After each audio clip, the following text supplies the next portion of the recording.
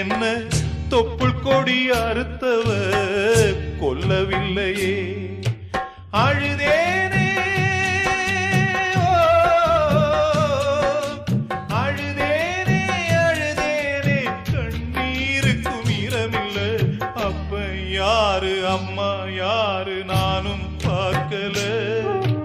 கண்ணீரத்தான் கண்டேன் அம்மா தாய்ப்பால் பார்க்கல.